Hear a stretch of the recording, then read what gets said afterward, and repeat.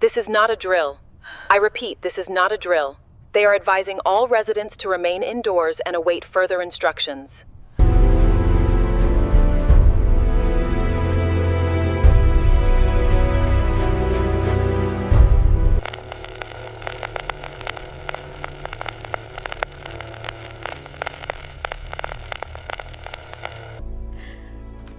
I kept this secret for so long, baby. I didn't know how to tell you. I still remember the way my daughter laughed when she picked up my old radio, turning it over like it was something broken beyond saving. "Mom, this thing belongs in a landfill," Emily said, already reaching for a trash bag. I didn't argue.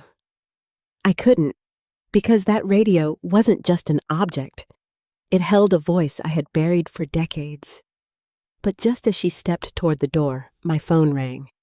A man from a national broadcasting network asked one question that made my hands tremble. "Is this Bruce Thornton? We believe you're connected to a lost interview we've been searching for over 30 years. And suddenly, the past I had hidden was no longer willing to stay silent. If this moment made you feel something, I'd really love to hear it. Have you ever held on to something others thought was worthless but meant everything to you? Tell me where you're watching from and what time it is where you are. And if you want to hear what happened next, stay with me and maybe subscribe so you don't miss it." The morning after that phone call, the house felt different. It wasn't louder or brighter. Nothing visible had changed. But something had shifted inside me, like a door I had kept locked for decades had finally creaked open whether I wanted it to or not. I woke up earlier than usual before the sun had fully risen over the quiet street in Cedar Grove. The same street I had lived on for over 40 years. The same street where every mailbox leaned slightly to one side, where neighbors waved politely but never stayed long enough to ask real questions. I sat at the small kitchen table, my hands wrapped around a cup of coffee that had already gone cold. Across the room, on the narrow wooden shelf by the window, the radio sat exactly where it always had. Silent, still, waiting. I hadn't turned it on in years. Not really. Sometimes I would brush dust off it or run my fingers along its worn edges, but I never listened. Not anymore. Because I already knew what it held, and I wasn't sure I was ready to hear it again. The phone call echoed in my mind. "We believe you're connected to a lost interview." Connected. That word alone had made my chest tighten. Not familiar with. Not aware of. Connected. They knew more than they should have. I closed my eyes and let out a slow breath. For years, I had convinced myself that what happened back then was buried, forgotten, irrelevant. The world had moved on. People had new stories to follow, new scandals, new heroes. No one was looking for the truth anymore, or so I thought. A soft thud pulled me back to the present. Emily. She had stayed the night, something she rarely did. I could hear her moving around upstairs, opening drawers, closing doors, with just a little more force than necessary. She had always been like that, efficient, direct. A woman who didn't linger in emotions longer than she considered practical. Even as a child, she never held on to things the way I did.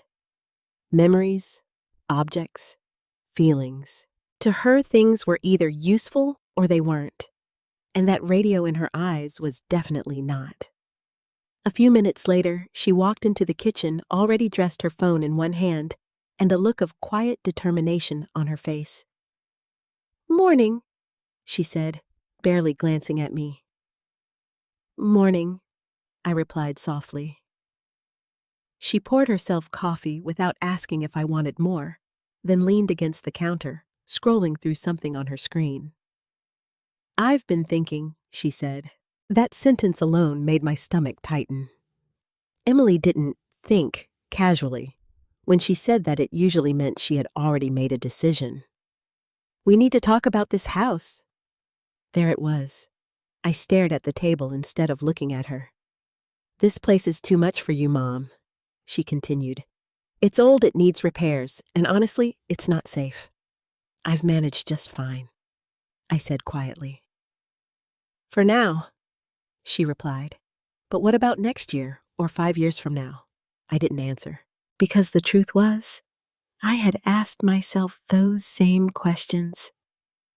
Late at night, when the house creaked in ways it never used to, when the silence felt heavier than it should. But this house wasn't just a structure. It was the last place where my life still felt intact. Emily stepped closer, her voice softening just a little. I found a place, she said. A really nice community. Clean, modern people your age. You'd have everything you need. I finally looked up at her. And what would I do there? I asked. She frowned slightly, like the question didn't make sense. Live comfortably, she said. Isn't that enough? I held her gaze for a moment. No, I said. The word hung between us longer than I expected. Her expression shifted just enough for me to see the frustration underneath. This isn't about comfort, I continued. This is my home. It's a building, she shot back, and a pretty outdated one at that. Her eyes moved around the room, taking in the worn cabinets, the faded wallpaper, and then, inevitably, the radio. She let out a small, disbelieving laugh. And that thing, she added, pointing at it. Seriously, Mom, you're still holding on to that? I felt something tighten in my chest. It works, I said, though I knew that wasn't the point. It doesn't even pick up half the stations anymore, she replied. I checked. Of course she did. Emily pushed herself off the counter and walked over to it, picking it up again like she had the night before. It's heavy, it's outdated, and it's taking up space, she said. Why keep it? Because it holds a voice you've never heard. Because it holds a truth I was never brave enough to share. Because it holds a version of me you don't even know exists. But I didn't say any of that. Instead, I just said, because it matters. She looked at me, really looked this time. And for a brief second, I thought maybe she would ask why. Maybe she would sit down and listen. But then she shook her head, a faint smile tugging at her lips. Mom, she said gently, not everything from the past is worth saving. Her words landed harder than she realized. Not everything from the past is worth saving. I wondered what she thought she was saying. Was she talking about the radio or about me? Before I could respond, her phone buzzed again. She glanced down at it, and just like that, the moment passed. I have a call in 10 minutes, she said. But we're not done with this conversation. She set the radio back down a little too carelessly for my liking and walked out of the kitchen. I sat there for a long time after she left. The house returned to its usual silence, but it didn't feel the same anymore. My eyes drifted back to the radio. For years, I had kept it close but quiet, hidden in plain sight, safe. But now, someone out there was looking for what it contained. And Emily, she was starting to look too. I stood up slowly and walked over to it, my fingers brushing against its worn surface. For a moment, I hesitated. Then, almost without thinking, I turned the dial. Static filled the room. Soft at first, then louder, and beneath it, just for a second, I heard something. A voice, faint, distorted, but unmistakably human. I froze, because I knew that voice, and if it was still there, then everything I had tried to leave behind was about to come back. Emily didn't mention the radio again that morning, at least not right away.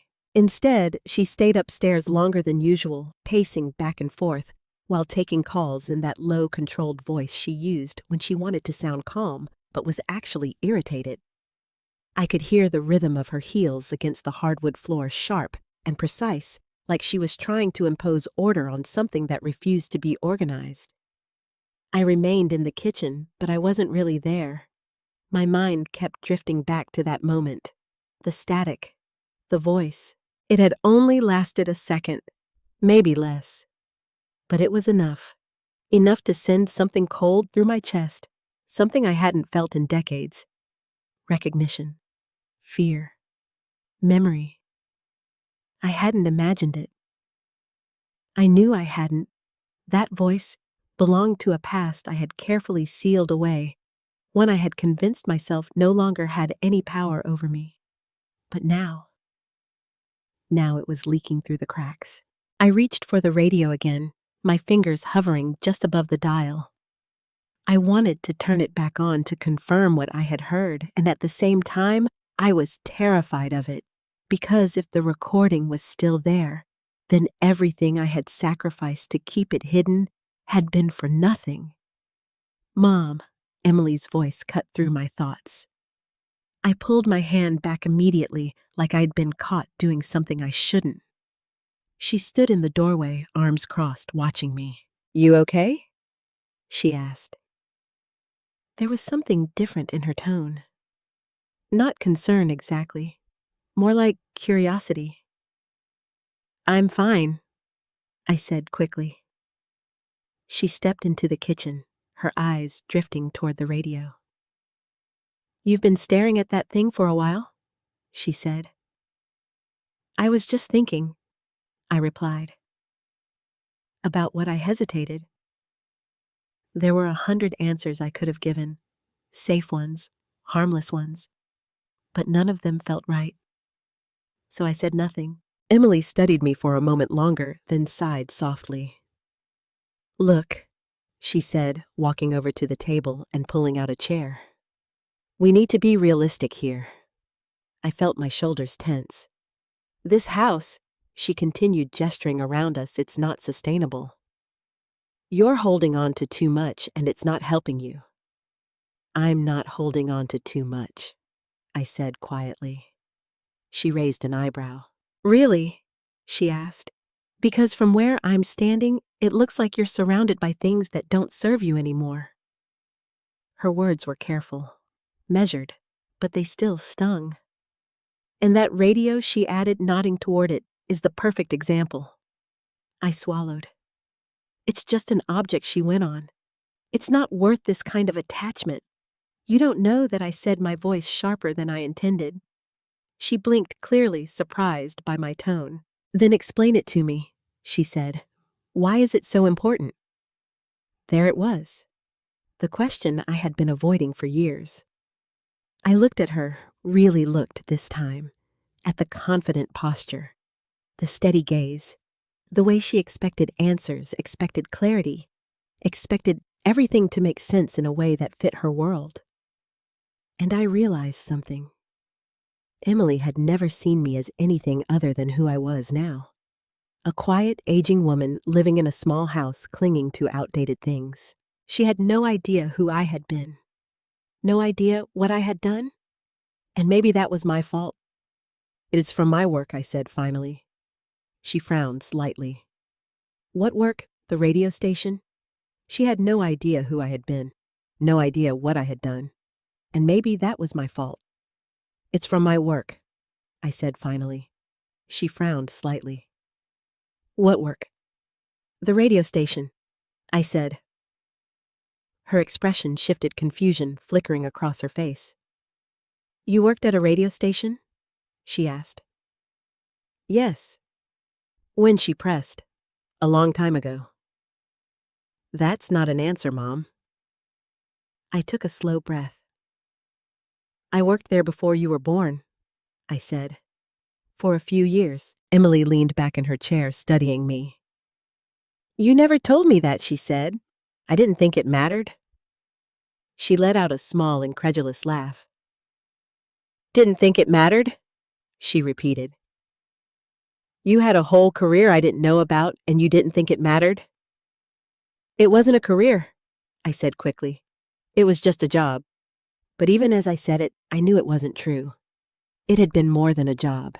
It had been everything. Emily shook her head, clearly trying to process this new information. So, what did you do? She asked. Answer phones, run errands. I hesitated, and in that hesitation, something inside me shifted. Because I realized I had a choice. I could keep minimizing it, keep shrinking that part of my life until it was small enough to ignore.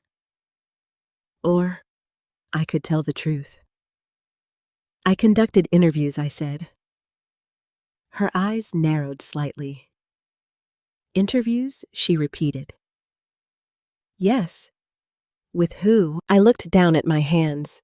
For a moment, I considered stopping there, leaving it vague. But something in me, something that had been quiet for a long time, refused. With people who mattered, I said softly.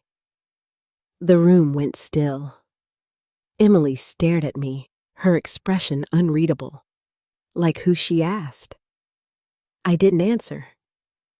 Because there was one name that changed everything, and once I said it, there would be no going back. Emily leaned forward slightly, her curiosity now fully awake. Mom, she said more gently this time, what aren't you telling me? Before I could respond, the phone rang. The sound was sharp, cutting through the tension like a blade. We both froze. I knew who it was before I even picked it up. Daniel Brooks, the man from the National Broadcasting Network. Emily watched me as I stood up, her eyes tracking every movement. I walked to the counter slowly, my heart pounding harder with each step. For a second, I considered letting it ring, pretending I hadn't heard it. But that wasn't an option anymore. Not after what I had heard. Not after what Emily now knew. I picked up the phone. Hello, Ms. Thornton. Daniel's voice came through calm but urgent. I'm glad I reached you. I glanced at Emily. She was standing now closer than before, listening. I told you yesterday, I said carefully. I'm not sure I can help you. I understand, he replied, but we have reason to believe the recording we're looking for may still exist. My grip on the phone tightened. And we believe, he continued, that it may be in your possession. Emily's eyes widened slightly. I felt the weight of her gaze on me. I don't know what you're talking about, I said, though my voice wasn't as steady as I wanted it to be. There was a brief pause on the other end. Then Daniel spoke again, more firmly this time. The interview with Thomas Reed, he said. The name hit the air like a shockwave. Emily's head snapped toward me. What? She whispered. I closed my eyes, because in that moment I knew something irreversible had just happened. The truth wasn't just knocking anymore. It had found its way inside. And now there was no way to keep it hidden. The name lingered in the air long after Daniel Brooks said it. Thomas Reed. Emily looked at me like she was seeing a stranger. I didn't blame her, because in that moment I wasn't just her mother sitting in a quiet kitchen in Cedar Grove. I was someone else. Someone she had never met. Someone I had buried so deeply that even I had almost forgotten what it felt like to be her. Mom, Emily said slowly, her voice barely above a whisper. Why does he know that name? Why do you know that name? I couldn't answer her right away. Instead, I lowered myself into the nearest chair, my legs suddenly unsteady. My hands rested in my lap, but they wouldn't stop trembling. On the phone, Daniel was still speaking, but his voice felt distant now, like it was coming from another room. Ms. Thornton, are you still there? Yes, I said quietly. We don't want to pressure you, he continued. But this is important. That interview was never archived. It disappeared completely. And based on what we've uncovered, you were the last person to record it. Emily took a step closer. Mom, she said more urgently now. What is he talking about? I closed my eyes because there was no easy way to say it. There was an interview, I said, finally my voice steady despite everything inside me. A long time ago. With Thomas Reed? Emily asked. Yes. She let out a short breath somewhere between disbelief and confusion. That's impossible, she said. He was everywhere back then. People knew everything about him. No, I said softly. They didn't. Silence filled the room again. Emily stared at me waiting. Daniel's voice came through the phone once more. If you're willing, we'd like to come by and speak with you in person, he said. We believe the original recording may still exist, and if it does, it could change how people understand Reed's entire legacy.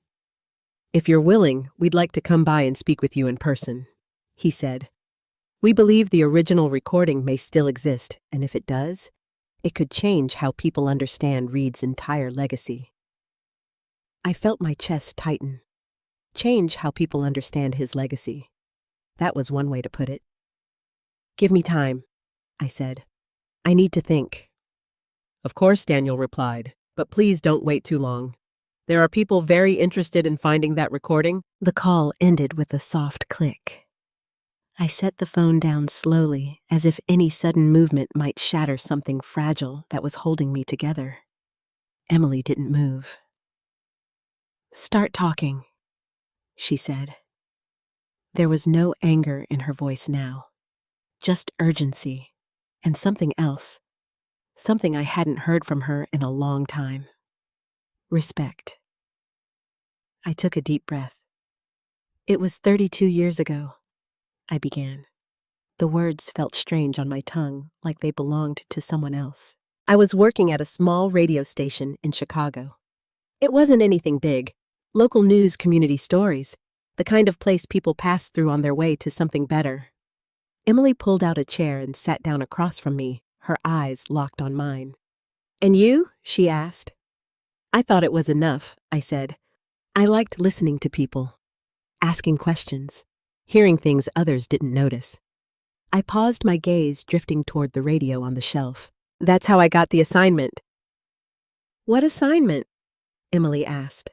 I swallowed. To interview Thomas Reed. She leaned back slightly, clearly trying to process that. How did you even get that? She asked. He was huge back then. National headlines, television appearances. Why would he sit down with a small local station? Because he asked for it, I said. Emily blinked. What? He didn't want a big network, I explained. He didn't want cameras or producers or scripts. He wanted something quieter. That doesn't make sense, she said. It didn't to me either. I admitted, but I said yes.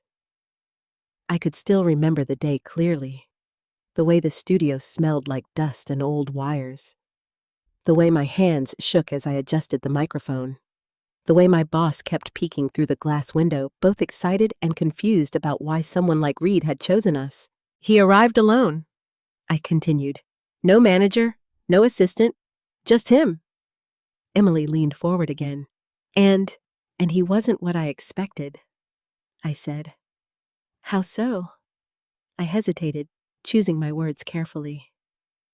He was quieter, I said, more careful, like he was thinking about every word before he said it. Emily frowned slightly. That doesn't sound strange, she said. No, I agreed, but what he said, that was. The memory pressed against my mind, vivid and sharp. The red light on the microphone turning on. The silence that followed. And then, his voice. He told me things I said slowly. Things he had never said publicly. Things that didn't match the image everyone believed. Emily's eyes widened. Like what? I shook my head. Not yet, I said. Mom, she insisted you can't just stop there. I'm not stopping, I replied. I'm trying to explain. She leaned back again, clearly frustrated, but holding it in. Go on, she said. I nodded. At first, I thought it was just nerves. I continued. That maybe he was saying things differently because there was no audience. But the longer we talked, the clearer it became. I paused. That he wasn't telling a story, I said. He was confessing something. The word hung in the air. Confessing. Emily's expression shifted again this time towards something darker. What kind of confession, she asked. I looked down at my hands. The kind that can ruin everything, I said quietly. She didn't speak. Neither of us did. The silence stretched heavy and full. Finally, she broke it. So, what happened? She asked. If it was that important, why didn't anyone ever hear it? I let out a slow breath. Because I didn't let them, I said. Her eyes snapped back to mine. You what? I never turned in the recording, I said. Why would you do that? She demanded. Because it wasn't just a story, I said. It was something dangerous. Emily shook her head, disbelief written all over her face. Dangerous how she pressed. I hesitated, because this was the part I had never said out loud. Not to anyone, not even to myself. But now there was no avoiding it. Because if people heard it, I said slowly, it wouldn't just change how they saw Thomas Reed. I looked up at her. It would change everything they believed about what really happened back then. Emily stared at me, her expression unreadable. And for the first time since she walked into this house, she didn't look at the radio like it was worthless. She looked at it like it was something else entirely. Something powerful. Something dangerous. And maybe something that was about to change both of our lives forever. For a long time after I said those words, neither of us moved. It felt like the air itself had thickened, pressing down on everything in the room. Emily's eyes stayed locked on mine, searching for something. Truth, maybe. Or confirmation that this was all some misunderstanding she could easily fix, like everything else in her life. But this wasn't something she could organize into a neat solution. This was something messy. Something buried. Something real. You're telling me, she said slowly, that you interviewed Thomas Reed and then just hid it. I didn't answer immediately. Because when you say something out loud for the first time, it doesn't just sound different. It feels different. Heavier. Yes, it feels different. Heavier. Yes, I said, finally. Her jaw tightened. That doesn't make any sense, she said. People would have paid anything for that. Your station could. It wasn't about money, I interrupted. Then what was it about, said, finally. Her jaw tightened. That doesn't make any sense, she said. People would have paid anything for that. Your station could have. It wasn't about money, I interrupted. Then what was it about, she demanded. I looked at the radio again. The silence inside it felt louder now, like it was waiting. It was about what he said, I replied. Emily stood up, pacing a few steps across the kitchen before turning back to me. You keep saying that, she said. But you won't tell me what he actually said. I will, I said. But you have to understand something first. She crossed her arms. Try me. I took a breath. When Thomas Reed walked into that studio, I said he wasn't there to promote anything. He wasn't there to tell his story the way the public knew it. Then why was he there? She asked. Because he knew something was about to come out, I said. Emily frowned. What do you mean? I continued, choosing each word carefully. He knew that the version of himself the world believed in was about to crack. She stared at me. That's still not an answer. I nodded. You're right. I said. It's not. I stood up slowly, my legs stiff from sitting too long. Come with me, I said. She hesitated for a second, then followed as I walked out of the kitchen and down the short hallway toward the living room. The radio sat where I had left it, quiet and unassuming. But now, it didn't feel harmless anymore. Emily stopped a few feet away from it. You think it's in there? She said. It wasn't a question. Yes, I replied. She looked at me again. And you've known that this whole time? Yes. Then why didn't you destroy it? She asked. The question caught me off guard. I hadn't expected that. I don't know, I admitted. She raised an eyebrow. You don't know. I thought I did, I said slowly. For years, I told myself it was because I didn't want to forget, that it was part of my life and I wasn't ready to let it go. But she pressed. But the truth is, I paused, feeling something tighten in my chest. I think I was waiting. For what? For a moment, when it wouldn't feel like a mistake, I said. Emily shook her head slightly, like she was trying to understand, but couldn't quite reach it. You're talking like this is some kind of moral dilemma, she said. But it's just a recording.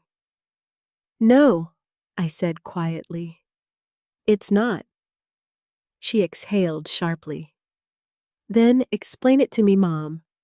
Because right now, it sounds like you threw away the biggest opportunity of your life for no reason. I looked at her, and for the first time, I saw something underneath her frustration. Fear. Not fear of the past, fear of not understanding it. He told me that the story everyone believed wasn't true, I said. Emily went still. What story? She asked. You remember the incident? I said. Everyone does. It's the reason he became who he was. Her expression shifted as she searched her memory. The accident, she said slowly. The one where he saved those people. I nodded. That's the one? She frowned. That was everywhere, she said. They said he pulled 3 people out of a burning building. That he risked his life. He didn't, I said. The words landed between us like a weight. Emily blinked. What? He didn't save them, I said. She shook her head immediately. That's not possible. There were reports. Witnesses? He told me the truth, I said. On that recording.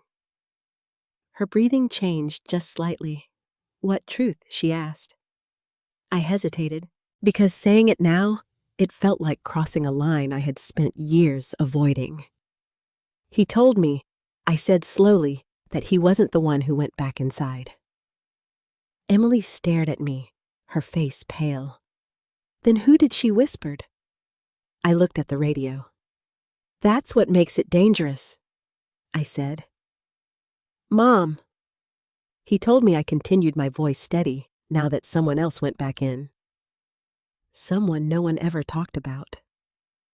Someone who didn't make it out. The room felt colder. Emily's eyes widened. You're saying he took credit for it? She asked. I'm saying, I replied, that the story people believed was built on something that wasn't true. She shook her head again, slower this time. That doesn't make sense, she said. Why would he admit that to you? I asked myself that same questioning. That wasn't true. She shook her head again, slower this time. That doesn't make sense, she said. Why would he admit that to you? I asked myself that same question. I said, over and over again. And she pressed. And I think he was tired, I said. Tired of carrying it. Tired of pretending. Emily looked down at the floor, then back at me. So you just kept it hidden? she said. Yes. Even after he died, yes. Even when people kept celebrating him. Building his reputation on that story, I didn't answer. Because the answer was obvious. Yes. She let out a breath, running a hand through her hair. She stopped searching for the right word. That's huge. I know. And you just sat on it for 30 years. I didn't just sit on it, I said, my voice rising slightly. I lived with it. She looked at me, surprised by the emotion in my tone. You think that was easy, I continued. You think it didn't cross my mind every time I saw his name on television? Every time someone called him a hero? Emily didn't respond. I had to decide. I said softer now, whether the truth was worth the damage it would cause. And you decided it wasn't, she said. Yes. Silence settled between us again, but this time it felt different, heavier, more complicated. Emily turned slowly toward the radio. So that's what's in there, she said. Yes, and now that someone else is looking for it, I nodded. It won't stay hidden anymore. She walked closer to it, stopping just inches away, her reflection faintly visible in its scratched surface. For the first time since she walked into this house, she didn't look at it with annoyance or dismissal. She looked at it with something else, understanding, and maybe a little bit of fear. What happens if they get it? She asked quietly. I took a slow breath. Then the story people have believed for decades, I said. Will have believed for decades, I said, will finally be replaced by the truth. Emily swallowed. And what happens to you? She asked. I didn't answer right away, because I had spent years avoiding that question, but now there was no avoiding it anymore. I don't know when I'll be replaced by the truth. Emily swallowed. And what happens to you? She asked. I didn't answer right away, because I had spent years avoiding that question, but now there was no avoiding it anymore. I don't know, I said, and for the first time since this all began, that uncertainty felt real. Emily didn't touch the radio. That surprised me more than anything else. The same woman who had nearly thrown it into a trash bag the day before now stood a careful distance away, as if crossing that invisible line might trigger something she wasn't ready to face. We stayed in the living room for a long time without speaking. It wasn't an empty silence. It was the kind filled with thoughts trying to rearrange themselves into something that made sense. Emily was the first to break it. So what now? She asked quietly. I leaned back against the arm of the couch, my eyes still on the radio. That depends, I said. On what? On whether I'm ready to let it go? I replied. She frowned. Let it go, she repeated. You've been holding on to this for 30 years, and now you're talking about letting it go like it's optional. It is optional, I said. At least it was. And now I hesitated. Now I'm not so sure anymore. I'm not so. Emily took a slow breath and walked toward the window, looking out at the quiet street. You know, she said, if what you're saying is true, this isn't just about you. I know. Emily took a slow breath and walked toward the window, looking out at the quiet street. You know, she said, if what you're saying is true, this isn't just about you. I know. This affects a lot of people, she continued. His reputation, his family, everything built around his name. I know. I repeated. She turned back to me. And you're okay with that? I met her gaze. No, I said honestly. I'm not okay with any of it. She studied me for a moment, then nodded slightly, as if she was beginning to understand something she hadn't before. Then why did you keep it? She asked again, softer this time. I let out a slow breath. Because I didn't know which was worse, I said. Telling the truth or protecting the lie. Emily didn't respond right away. Instead, she walked back toward the radio, stopping just beside it this time. Her hand hovered over it, not touching, just close. "Can we hear it?" she asked. The question sent a sharp pulse through my chest. "No," I said immediately. She pulled her hand back, startled. "Why not?" "Because once you hear it, I said you can't unhear it." She frowned. "That's not a reason." "It is for me," I replied. She crossed her arms again, but there was less frustration in the gesture now. More restraint. "You think I can't handle it?" she asked. "That's not what I think," I said. Then I looked at her carefully. "I think it will change how you see things," I said. "And I don't know if you're ready for that." She let out a small, humorless laugh. "Mom," she said, "I already don't recognize the person sitting in front of me. I think we're past that point." Her words stung, not because they were harsh, but because they were true. Before I could respond, there was a knock at the door. Both of us froze. We weren't expecting anyone. Emily looked at me. "Are you expecting someone?" she asked. I shook my head slowly. "No." The knock came again, firmer this time. I felt my stomach tighten, because something about it didn't feel casual. It felt intentional. "He'll get it." I shook my head slowly. "No." The knock came again, firmer this time. I felt my stomach tighten, because something about it didn't feel casual. It felt intentional. "I'll get it," Emily said, already moving. "No," I said quickly, standing up. "I'll go." She stopped watching me. I walked toward the front door, each step heavier than the last. For a brief moment, I considered not opening it, but I knew better. Avoiding things had brought me here. It wasn't going to get me out. I reached for the handle and opened the door. A man stood on the porch, mid-40s, neatly dressed, holding a small folder in one hand. I recognized him immediately. "Daniel Brooks." He gave me a polite but serious nod. "Ms. Thornton," he said. I felt a flicker of irritation. "I thought I asked for time." I recognized him immediately. "Daniel Brooks." He gave me a polite but serious nod. "Miss Thornton," he said. I felt a flicker of irritation. "I thought I asked for time," I replied. "You did," he said, "and I apologize for coming unannounced. But this couldn't wait." Emily stepped up behind me. "Who is it?" she asked. Daniel's eyes flicked briefly toward her, then back to me. "I believe you already know who I am," he said.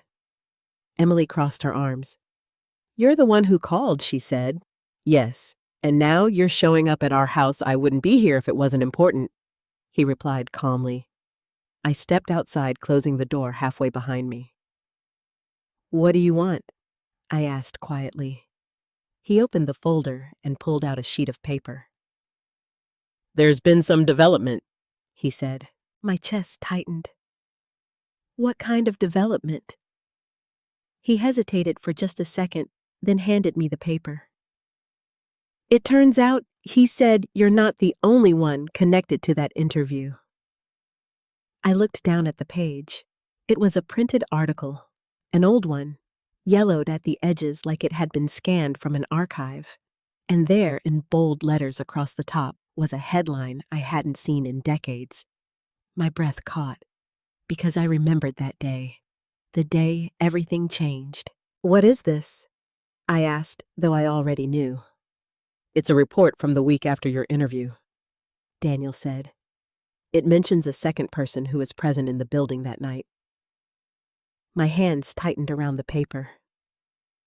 "That's not possible," I said. "We thought the same thing," he replied. "But we've confirmed it." Emily opened the door wider behind me. "What's going on?" she asked. I didn't answer. I couldn't, because my mind was racing, trying to reconcile what I was seeing with what I remembered. "There was no one else," I said firmly. "I was there. I would have known." Daniel shook his head slightly. According to this, he said someone else entered the building after the fire started. A chill ran down my spine. That's not what he told me. I said. Daniel's gaze sharpened. "Exactly," he said. The word hung between us, heavy with implication. Behind me, I could feel Emily's presence. Her attention shifting between us, trying to piece together something that was quickly becoming more complicated than either of us expected. "What are you saying?" I asked. "I am saying," Daniel replied, "that the story might be even bigger than what's on that recording." I stared at him. Because that possibility terrified me more than anything else. "You need to let us hear it," he said. "Whatever is in that radio, it's only part of the truth." I swallowed. "And if it's not?" I asked. He held my gaze. "Then we'll find out," he said. I looked down at the paper again, at the headline, at the name buried halfway through the article. A name I didn't recognize. A name that shouldn't have been there. And suddenly, after all these years, I wasn't sure what the truth was anymore. I didn't invite Daniel Brooks inside right away. Something in me resisted it. For 32 years, that truth had lived behind walls I controlled, inside rooms I chose. In silence, I maintained. Letting him step into my home felt like more than just opening a door. It felt like surrender. "I need a moment," I said, my voice quieter than I intended. Daniel nodded, but his expression didn't soften. "Of course," he said. "But please understand, this is already moving beyond just you." Those words followed me as I stepped back inside and closed the door behind me. Emily was standing exactly where I had left her, her eyes searching my face the second I turned around. "What did he show you?" she asked. I handed her the article without speaking. She took it, scanning quickly at first, then slower, her brow tightening as she reached the middle of the page. "What is this?" she murmured. "It's from the week after the fire," I said. "The same incident Reed built his reputation on." Emily read a line again, then again, like she was trying to force it to make sense. "There's a second name here," she said. "Michael, it's from the week after the fire," I said. "The same incident Reed built his reputation on." Emily read a line again, then again, like she was trying to force it to make sense. "There's a second name here," she said. "Michael Carter." I nodded slowly. "I've never heard that name before," she continued. "Not in any reports, not in any documentaries, nowhere." "Neither had I said. She looked up at me. "But you were there," she said. "You talked to Reed. Why didn't he mention this person?" I swallowed. "Because he didn't want anyone to know." Emily's grip on the paper tightened. "Or," she said carefully, "because he wasn't telling you the whole truth." The words hit harder than I expected. For years I had built my understanding on that interview. On his voice, his confession, his version of events. I had trusted it, believed it, protected it. But now there was something else, something that didn't fit. "I don't know," I admitted. It was the first time I had said those words about that night, and it felt unsettling. Emily stepped closer. "So what if he lied to you?" she asked. "What if this recording isn't the truth you think it is?" I shook my head instinctively. "He wasn't lying," I said. "How can you be sure?" she pressed. "Because of how he said it," I replied. She frowned. "That's not evidence, Mom. That's a feeling."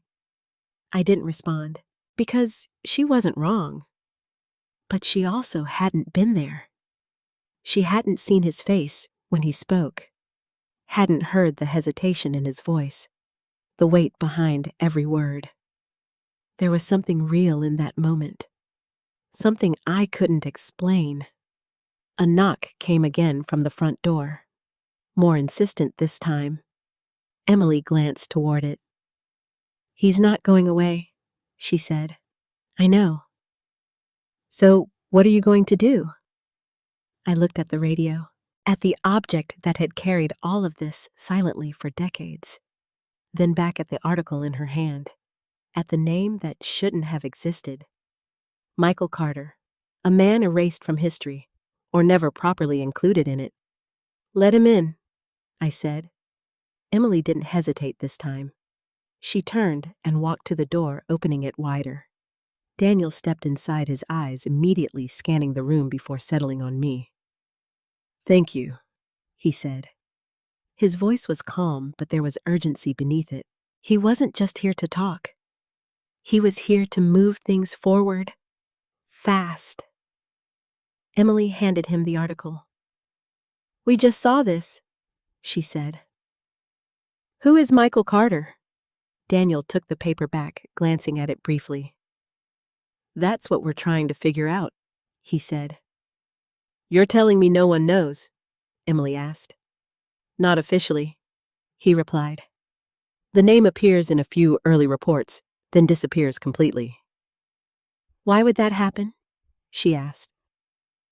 Daniel looked at me. "That's what your mother's recording might help answer." I felt a familiar tension rise in my chest. Everything was circling back to the same point. The radio, the recording, the truth, or whatever version of it remained. "You keep assuming it's all in there," I said. "We don't assume," Daniel replied. "We follow patterns." "And what pattern is that?" He stepped closer, lowering his voice slightly. "Every time something significant is hidden," he said, "there's more than one piece missing." Emily crossed her arms again. "Meaning?" "Meaning," he continued. "If Reed admitted something to you, there's a reason he didn't tell the whole story." I shook my head. "He was confessing," I said, "not performing." Daniel didn't argue, but he didn't agree either. "Confessions are still selective," he said. "People choose what they reveal." His words settled into something uncomfortable inside me, because I knew he was right. Even I had done that, for 32 years. "What are you asking me to do?" I said finally. Daniel glanced at the radio. "Let us examine it," he said. "Professionally." "No," I said immediately. Emily looked at me, surprised by how quickly I responded. "Mom." "No," I repeated. "It doesn't leave this house." Daniel raised his hands slightly, a gesture of calm. "We don't need to take it," he said. "We can bring the equipment here." I hesitated. That was different. Still risky, but different. "You said someone else might be involved," I said. "This Michael Carter." "Yes." "And you think the recording might mention him?" "It is possible." I looked down at the floor, my thoughts racing. If Reed had left something out, if there was another person, then what I had protected all these years might not be the full truth, and that meant my decision back then might have been based on something incomplete. Emily's voice broke through my thoughts. "Mom," she said softly, "you always told me the truth matters." I looked at her. Her expression had changed again, less guarded, more open. "I know," I said. "Then maybe it's time to find out what it actually is," she added. I let out a slow breath. For years, I had carried certainty. Now, all I felt was doubt. And maybe that was enough to move forward. When I asked Daniel, a small shift in his posture told me everything. He had been waiting for that question. "We can have someone here today," he said. Today, Emily echoed. Yes, he replied. Margaret Ellis. She specializes in restoring old audio recordings. The name meant nothing to Emily, but to me, it stirred something faint. A memory, a face behind a glass window, headphones on, hands adjusting levels with quiet precision. Margaret, I repeated. Daniel nodded. You might remember her, he said. She worked in Chicago, around the same time you did. I froze. Because now, this wasn't just about the recording anymore. This was about the past coming back anymore. This was about the past coming back with people who had been part of it, people who might remember things I didn't, or worse, things I had chosen to forget. I looked at the radio one more time, then back at Daniel. Fine, I said, but it stays here. He gave a small nod. Of course. And just like that, the moment I had avoided for 32 years was no longer something I could control. It was happening, and whatever was inside that radio was about to be heard again. Margaret Ellis arrived just after noon. I knew it was her before Daniel even introduced us. Some things don't change with time, not the way people carry themselves, not the quiet confidence that comes from years of doing something well without needing to prove it to anyone. She stood in my doorway with a small, weathered equipment case in her hand, her silver hair pulled neatly back, her eyes scanning the room with calm precision. Bruce Thornton, she said, offering a small nod instead of a handshake. It's been a long time. I felt something tighten in my chest.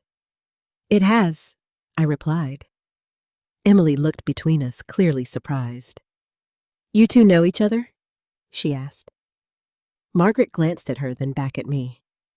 We worked in the same building, she said simply. That's one way to put it, I added. Margaret gave the faintest hint of a smile. Back when things were still recorded on tape, she said, and mistakes couldn't be erased with a click. Emily folded her arms, still trying to piece together this version of me she had never seen. So you're the one who's going to extract the recording, she asked. Margaret nodded. If it's still there, she said, and if the equipment hasn't degraded beyond recovery. Her gaze shifted to the radio. And if this is truly the original unit? She added. It is, I said. She stepped closer, setting her case down gently on the coffee table. For a moment, she didn't touch the radio. She just looked at it, carefully, respectfully, like she understood that it wasn't just an object. It's in better condition than I expected, she said quietly. I took care of it, I replied. Margaret nodded once. I can see that. Daniel moved slightly to the side, giving her space. How long will it take? He asked. Depends, she said. If the internal tape is intact, we can start hearing fragments within the hour. But restoring it properly, that takes patience. Emily let out a small breath. Fragments are enough, she said. Margaret looked at her. Sometimes fragments are the most dangerous part, she replied. Emily didn't respond. I did. She's right, I said. Margaret glanced at me again, this time with something deeper in her expression. You always understood that, she said. There was a pause, a quiet acknowledgement of something shared between us, something Emily wasn't part of. Not yet. Margaret opened her case and began setting up her equipment with careful, practiced movements. Small cables, a compact playback unit, headphones, each piece placed exactly where it needed to be. The room grew quieter with every passing second, not because no one was speaking, but because something important was about to happen, something that demanded silence. Emily moved closer, standing beside me now. What if it's gone? She whispered. I didn't look at her. Then we live with what we don't know, I said. And if it's not? I hesitated. Then we live with what we do. Margaret finished connecting the final cable and sat back slightly. Before I start, she said, I need to ask you something. I nodded. Go ahead. She looked directly at me. Are you prepared to hear this again? The question landed heavier than anything else so far. Because unlike Emily, unlike Daniel, Margaret knew exactly what that recording might contain. She had been there. Not in the room, but close enough to understand. I don't know, I said honestly. She held my gaze for a moment longer, then nodded. That's usually the right answer, she said. Emily shifted beside me. What does that mean? She asked. It means, Margaret replied, that certainty is dangerous in situations like this. Daniel stepped forward slightly. We're ready, he's forward slightly. We're ready, he said. Margaret glanced at him. You might be, she said. That doesn't mean she is. He didn't respond, because there was nothing to argue with. Margaret turned back to the radio. All right, Aid. Margaret glanced at him. You might be, she said. That doesn't mean she is. He didn't respond, because there was nothing to argue with. Margaret turned back to the radio. All right, she said quietly. Let's see what we have. She adjusted a dial on her playback unit, then carefully connected it to the radio's internal system. The process was slow, deliberate, every movement precise. The room felt smaller somehow, tighter, like the walls themselves were leaning and waiting. Emily's hand brushed against mine. I hadn't even realized she had moved closer. I didn't pull away. Margaret placed the headphones over her ears, listening first before letting any sound reach us. Her expression didn't change, not at first. Then something shifted, subtle, but noticeable. She adjusted the volume slightly, then removed one side of the headphones. There's something here, she said. My heart began to pound. Emily squeezed my hand. What kind of something, she asked. Margaret didn't answer right away. Instead, she reached for a small external speaker and connected it to the system. If I play this, she said, we all hear it together. No one spoke. No one objected, because there was no going back now. Margaret pressed a button. For a moment, nothing, then static, low, faint, like a whisper trying to form words. Emily tensed beside me. Daniel leaned forward slightly. Margaret adjusted the levels again. The static grew clearer, sharper. And then, a voice. Broken at first. Distorted, but unmistakably human. Not supposed to. The words cut through the room like a breath held too long. I felt my chest tighten because I knew that voice, even after all these years. They said no one would ever know. Emily gasped softly. That's him, she whispered.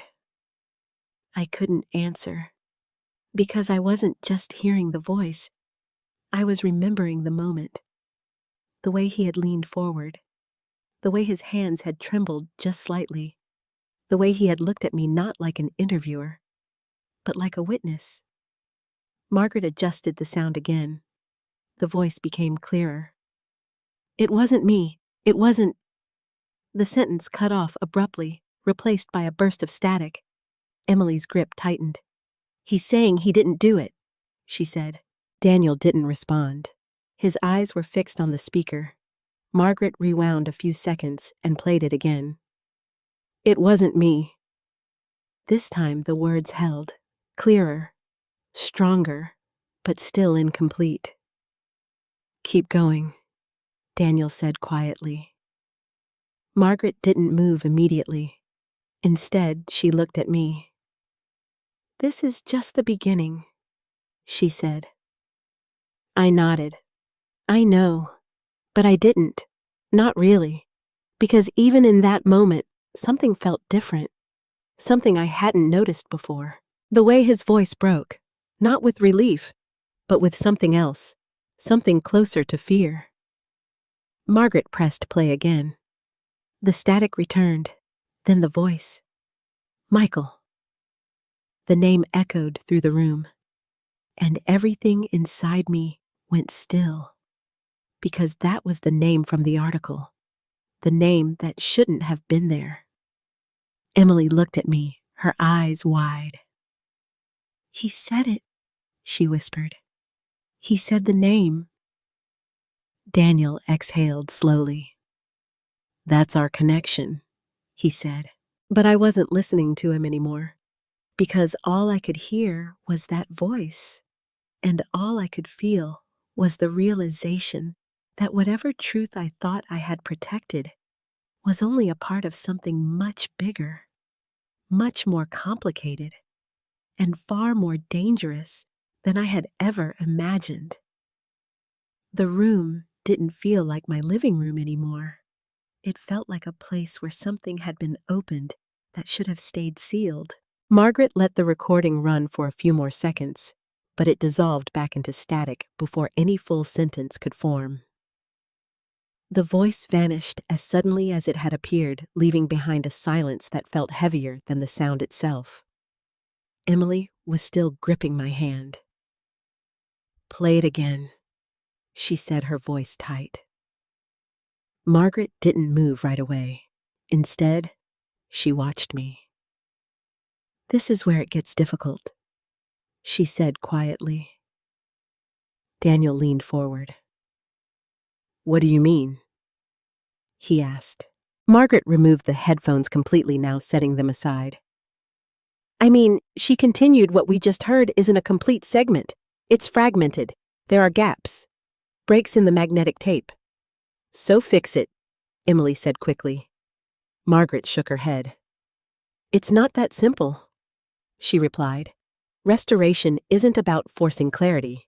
It's about revealing what's already there without damaging it. Emily exhaled sharply, clearly frustrated. But we heard him say the name. She insisted. Michael. That's enough to prove something. Daniel nodded slightly. It's a start, he said. No. Margaret corrected him. It's a clue, not proof. Her words cut through the room with calm authority. I understood exactly what she meant. Clues lead to questions. Proof answers them. And right now, we had more questions than ever. Can you isolate the rest? I asked. Margaret glanced back at the radio. I can try, she said. But it will take time. And patience. How much time? Daniel asked. She gave a small shrug. Hours, maybe longer. Emily let go of my hand and stepped back, running both hands through her hair. This is unbelievable, she said. We're standing here with something that could change everything, and we're just waiting? Yes, Margaret said calmly. Because rushing this could destroy what's left of it. Emily turned to me. You're okay with that? She asked. I looked at the radio, at the quiet shell that had held all of this for decades. I've waited 32 years, I said. I can wait a little longer. She stared at me as if trying to understand how I could be so calm. But I wasn't calm. Not really. I was just familiar with this feeling. The waiting, the uncertainty, the weight of knowing something mattered, but not yet knowing what it meant. Margaret began adjusting her equipment again, this time more slowly, more carefully. She was no longer just testing. She was working. Daniel stepped closer to me. You realize what this could mean? He said quietly. I nodded. Yes, if Reed mentioned Carter, he continued. then that confirms there was another person involved. Or it complicates things even more, I said. He frowned slightly. How so? I hesitated, because I hadn't said this out loud yet, not even to myself. What if Reed wasn't just hiding the truth? I said slowly. What if he didn't fully understand it either? Daniel studied me. You think he was confused? He asked. I think he was afraid, I replied. And fear changes how people remember things. Daniel didn't respond immediately, because he knew I was right. Across the room, Emily was pacing again, her movements sharper now, more restless. So what are we supposed to do while we wait? She asked. Margaret didn't look up. We listen, she said. To what? Emily pressed. To what's already been said? Margaret replied. And to what hasn't? Emily let out a short laugh. That's not helpful. Margaret glanced at her. It is if you're willing to think, she said. Emily opened her mouth to respond, then stopped. Because deep down, she knew this wasn't something she could solve quickly. This wasn't her world of schedules and decisions and immediate answers. This was something slower, something older, something that required patience, and patience had never been her strength. I watched her carefully, because for the first time I saw her struggling with something she couldn't control, and part of me understood that feeling. More than she knew. Tell me about him, she said, suddenly turning back to me. Who? I asked. Michael Carter, she said. If he was important enough to be erased, then he mattered. I shook my head. I don't know anything about him, I said. That doesn't make sense, she replied. You were there. I was there for the interview, I said. Not the fire, but Reed said his name, she insisted. Yes.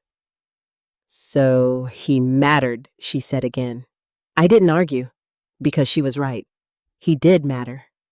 The question was how Margaret's voice interrupted our thoughts. There's another segment, she said. We all turned toward her instantly. Already, Daniel asked. She nodded. It's faint, she said, but clearer than the last one. My heart began to race again. Emily stepped closer. Play it, she said. Margaret hesitated, just for a second. Then she pressed the button. The static returned, but this time, it was different. Less chaotic, more controlled. And then, the voice again, stronger, more deliberate. He went back. The words sent a chill through me, because they contradicted everything I thought I knew. Emily leaned forward. What did he say? She whispered. Margaret adjusted the volume slightly. I told him not to. The voice broke, but not from distortion, from emotion, real, raw. He went back anyway. Daniel's expression changed. That's Carter, he said quietly. No, I said. They both looked at me. That's not how Reed described it, I continued. What do you mean? Emily asked. He told me someone went back, I said, but he never said he tried to stop them. Margaret didn't interrupt. She just let the recording continue. I let him. The words barely made it through, but they were enough. Enough to change everything. Emily stepped back, her face pale. What does that mean? She asked. No one answered, because we all understood. It meant Reed hadn't just taken credit. He had made a choice, a decision, and that decision had cost someone their life. I felt my knees weaken slightly, because this wasn't just a hidden truth anymore. This was something else entirely, something darker, something harder to accept. Margaret stopped the playback. The silence that followed felt different now. Heavier, more real. Daniel spoke first. This changes everything, he said. I shook my head slowly. No, I replied. It reveals everything. Emily looked at me, her eyes filled with something I hadn't seen before. Not doubt, not confusion, but understanding, and maybe a little fear. Mom, she said softly, this isn't just about a lie anymore. I nodded. I know, she swallowed. This is about what really happened, she said. Yes, and what he chose to do. Yes. The room fell quiet again. But this time, it wasn't just waiting. It was realization. Because whatever truth was buried in that radio was no longer something we could ignore, and we were only just beginning to hear it. No one spoke for a long time after the recording stopped. It wasn't just silence. It was the kind of quiet that follows something irreversible. Emily slowly sank into the chair behind her, her eyes still fixed on the radio as if it might start speaking again on its own. Daniel stood motionless, one hand pressed lightly against the edge of the table, his focus sharp but distant at the same time. Margaret adjusted a few settings on her equipment, but even her movements had slowed, as if she understood that what we had just heard needed space to settle. I was the only one still standing, and I didn't realize it until my legs began to ache. I let him. Those words kept repeating in my mind, not distorted, not broken. Clear, deliberate, and impossible to ignore. He knew, Emily said finally, her voice barely above a whisper. No one asked what she meant. Because we all understood. He knew someone else went in. She continued, her voice gaining strength, and he didn't stop it. That's one interpretation, Daniel said carefully. Emily turned to him, her eyes sharp. What other interpretation is there? She asked. He literally said he let him go back. Daniel didn't flinch. Interpretation? Daniel didn't flinch. Interpretation matters, he replied, especially with fragmented audio. That didn't sound fragmented to me, she said. Margaret spoke without looking up. It wasn't, she said quietly. That part was clean. Matters, he replied, especially with fragmented audio. That didn't sound fragmented to me, she said. Margaret spoke without looking up. It wasn't, she said quietly. That part was clean. Emily let out a breath, leaning back in her chair. Then it's real, she said. The certainty in her voice made something tighten in my chest. Because certainty was exactly what Margaret had warned about. Real doesn't mean complete, I said. Emily looked at me. You heard it too, she said. Why are you still holding back? I didn't answer right away. Because she was right. Part of me was holding back, not from her, from the truth itself. Because I've been wrong before, I said finally. That seemed to catch her off guard. You, she asked. Wrong about this? Yes. How?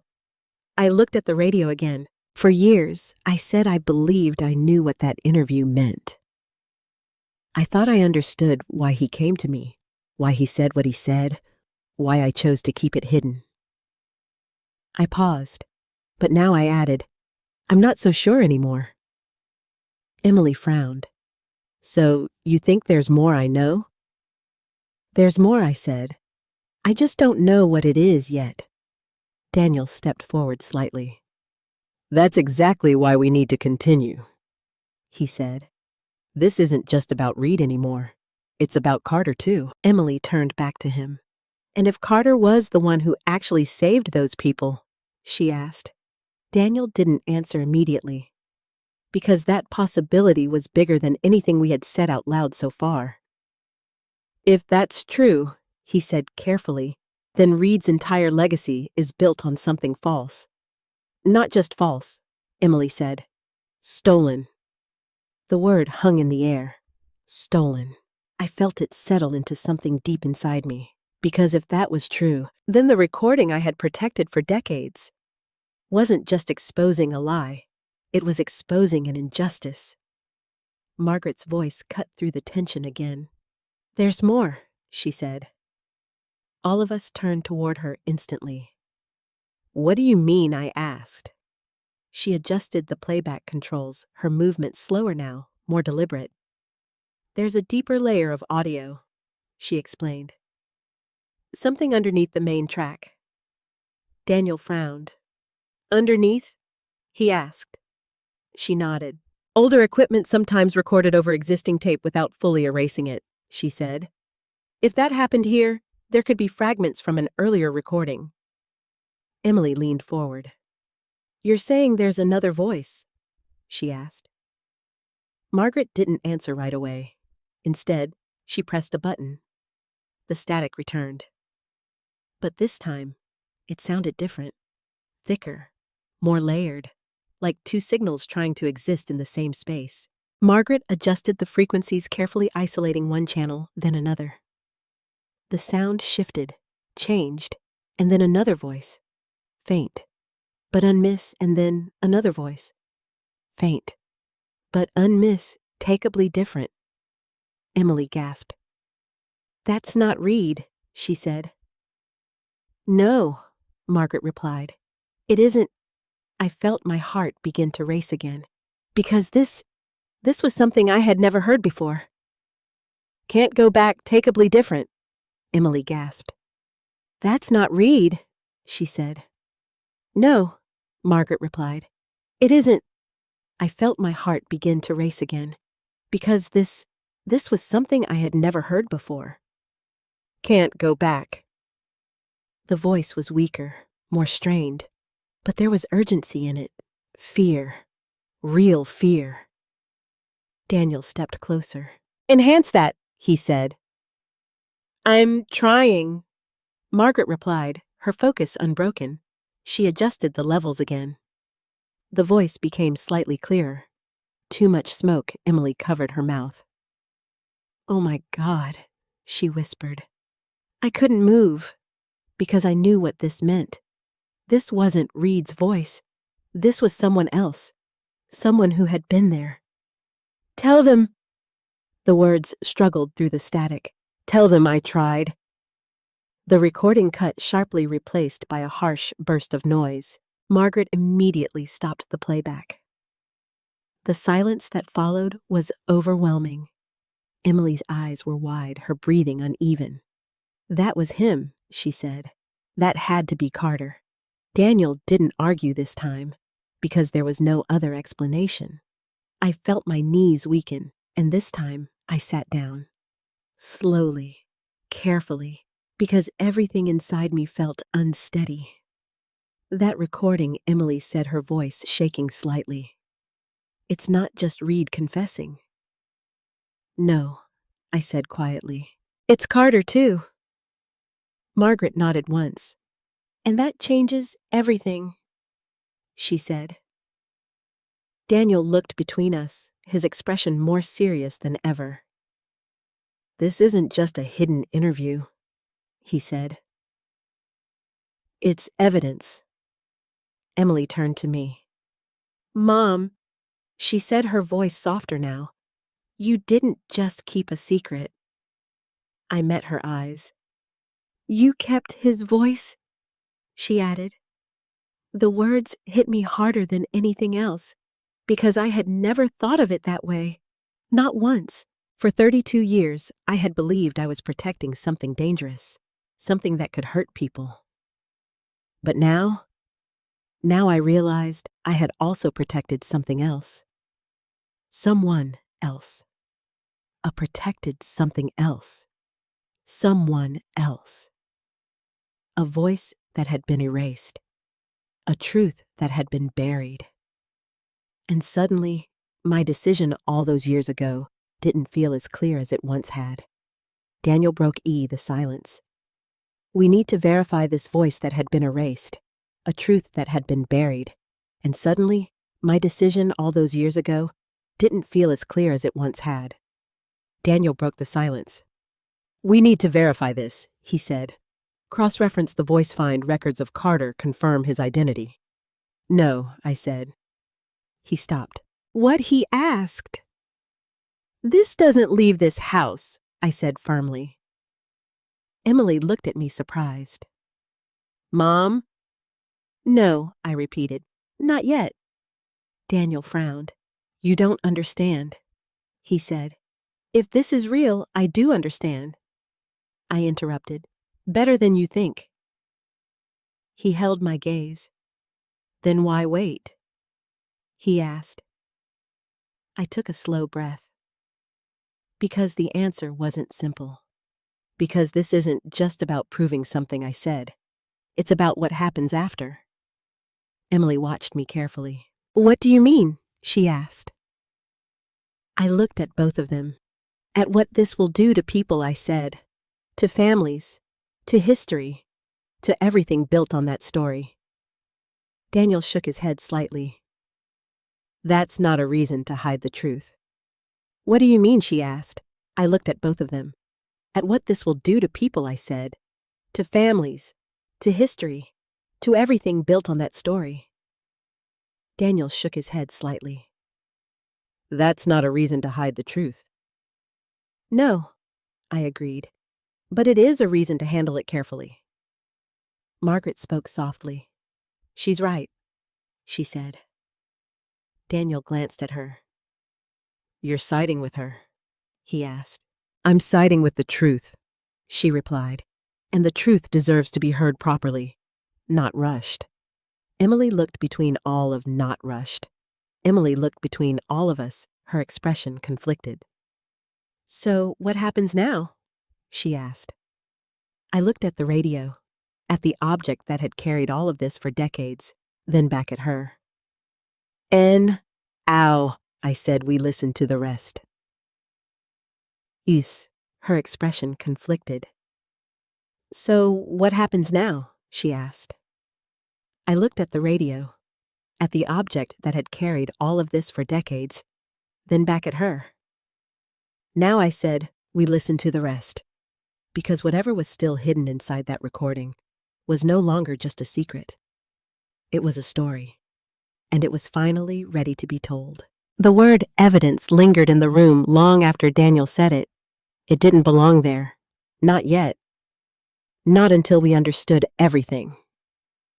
Margaret didn't rush back into the recording. Instead, she leaned back slightly, her fingers resting lightly on the controls, as if she were listening to something none of us could hear. "Before we go further," she said, "we need to be careful about what we think we know." Emily frowned.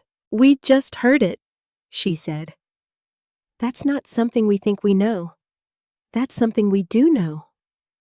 Margaret looked at her calmly. "We heard pieces," she corrected. "Pieces can mislead." Daniel shook his head slightly. "That wasn't misleading," he said. "That was clear. Reed said he let Carter go back." And Carter, that second voice, sounded like someone trapped inside. Margaret didn't argue, but she didn't agree either. She turned to me. "What do you remember?" she asked. The question caught me off guard. About what I asked. About that day, she said. "The interview. Not just what he said, but how he said it." I closed my eyes for a moment, because I hadn't let myself go back there in a long time. Not like this. "He was calm," I said slowly.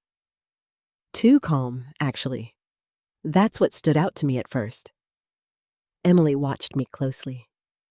"Calm," she repeated, "while confessing something like that." "Yes," I said. It didn't feel like a confession at the beginning. It felt like he was telling a story he had rehearsed. Daniel leaned forward slightly, and later he asked. I hesitated. "Later it changed," I said. "How?" "Yes," I said. It didn't feel like a confession at the beginning. It felt like he was telling a story he had rehearsed. Daniel leaned forward slightly, and later he asked. I hesitated. Later it changed, I said. How? Margaret asked gently. I opened my eyes. He started hesitating, I said, pausing between sentences, like he was choosing his words more carefully. Emily frowned. That sounds like someone hiding something, she said. No, I replied softly. It sounded like someone realizing something. The distinction hung in the air. Margaret nodded slowly. That matters, she said. Daniel crossed his arms. Or it complicates things unnecessarily, he said. Margaret glanced at him. Truth is rarely simple, she replied. Emily looked between them, clearly trying to keep up. So, what are you saying? She asked. That Reed didn't know what happened. I'm saying, Margaret replied, that memory and guilt don't always align perfectly. Daniel sighed. We're drifting, he said. We have actual audio. Let's stick to that. Margaret gave a small nod. Then we continue, she said. She leaned forward again, adjusting the equipment with renewed focus. This time, her movements were even more precise, more cautious, because now we knew what was at stake. The room grew quiet again, not tense, not restless, just waiting. Margaret pressed play. The static returned softer this time, as if it had been tamed slightly by her adjustments. Then Reed's voice again, clearer than before. They said it would be quick. Emily leaned forward immediately. Who said that? She whispered. Margaret raised a hand, slightly signaling her to stay quiet. The voice continued. Just go in, get them out. I felt my chest tighten, because this was new. This wasn't part of what I remembered. I told him it wasn't safe. Daniel's eyes narrowed. That's different, he murmured.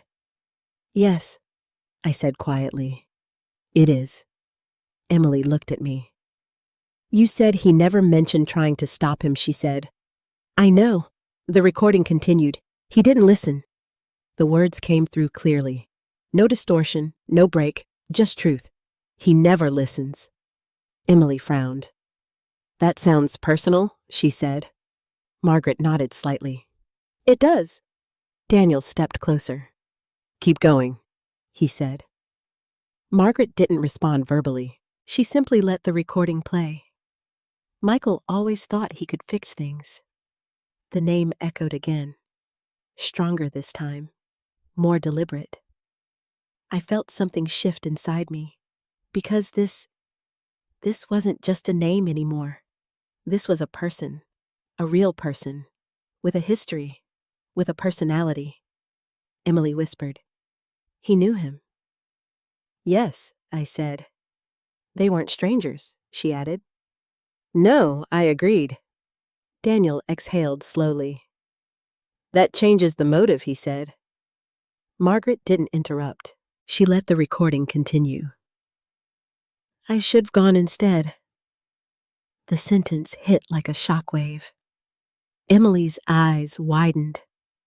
What she said, I felt my breath catch, because that was something else entirely.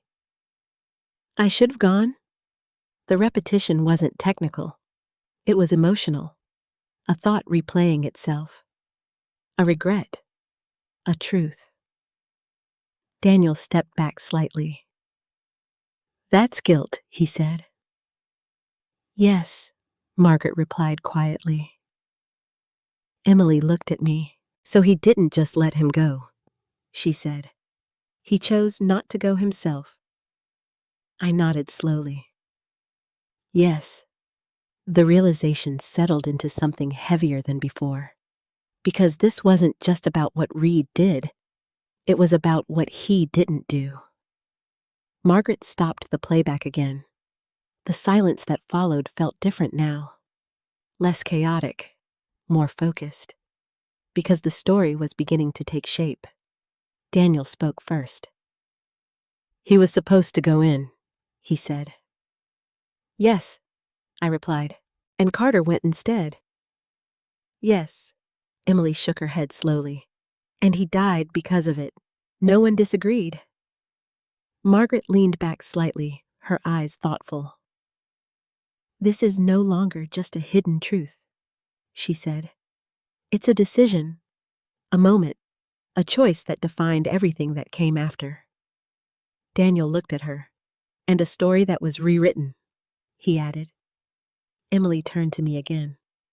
Mom, she said softly, you didn't know all of this, did you? I shook my head. No, then why did you still keep it hidden? She asked. The question was different this time, less accusatory, more searching. I took a slow breath, because even what I did know was enough to break something I said. What she asked. Everything people believed about him, I replied. She nodded slowly. But now, she said. Yes, I said. Now it's bigger. Daniel stepped forward again. We need to document this properly, he said. This can't stay here. I looked at him. It won't stay hidden, I said, but it won't be rushed either. He opened his mouth to argue, then stopped, because even he could feel it now. This wasn't just a discovery. It was a responsibility. Margaret closed her case partially, not packing up, just pausing. There's still more, she said. Emily looked at her. How much more, she asked. Margaret met her gaze, enough to finish the story she said. I looked at the radio, at the object that had carried this for so long, and for the first time, I didn't feel like I was protecting it anymore. I felt like I was finally ready to hear it. All of it, I said. Because whatever truth remained inside that recording, it wasn't just waiting to be heard. It was waiting to be understood. Margaret didn't play the recording again right away. Instead, she reached for a small notepad from her case and began writing something down. Timestamps, frequencies, fragments of words. The methodical nature of it felt almost strange compared to the emotional weight in the room. Emily watched her impatiently. What are you doing? She asked. Documenting, Margaret replied without looking up. If we're going to understand this, we need structure, not just reactions. Daniel nodded slightly. She's right, he said. If this becomes public, it has to be precise. Emily crossed her arms. It should become public, she said. People deserve to know. I didn't respond, not because I disagreed, but because I wasn't ready to say it out loud yet. Margaret finished writing and looked up at me. There's one more section I can try to isolate, she said. My heart tightened again. How clear, I asked. Clear enough, she replied, but it might not be what you expect. I let out a slow breath. Nothing about this is what I expected, I said. She gave a small nod. Then you're ready. I wasn't sure that was true, but I didn't stop her. Margaret leaned forward, adjusting the controls again this time, with even more precision than before. She isolated a narrower band of sound, cutting through layers of static and interference. The process took longer. Minutes passed. No one spoke. Even Emily had stopped pacing. We were all waiting, listening to the faint hum of the equipment. Then Margaret pressed play. At first, there was nothing. No static, no voice. Just a low, almost inaudible tone. Then, a breath. Soft. Barely there. But human. Emily leaned forward instantly. Did you hear that? She whispered. Yes, I said quietly. The sound continued, uneven breathing, strained, then barely there, but human. Emily leaned forward instantly. Did you hear that? She whispered. Yes, I said quietly. The sound continued, uneven breathing, strained. Then, a voice. Can't see. It was Carter. There was no doubt now. The weakness in his voice, the effort behind each word. It wasn't a performance. It was survival. Too dark. Emily's eyes filled with tears. "Oh my God," she murmured. Margaret didn't interrupt. She let the recording play. "Tell my wife." The words broke, faded, then returned. "Tell her I didn't static cut through the sentence, but the meaning was already there." Daniel swallowed hard. He knew he wasn't getting out. He said quietly, "I couldn't move, because this wasn't just evidence anymore. This was a final moment. A life ending." "Don't let them say." The voice struggled, fighting through the noise, through the failing signal. "He didn't." The recording distorted again. Margaret adjusted quickly, trying to stabilize it. "I tried." The words came through clearer this time, stronger, as if whatever strength he had left was focused on that one truth. I felt tears in my eyes.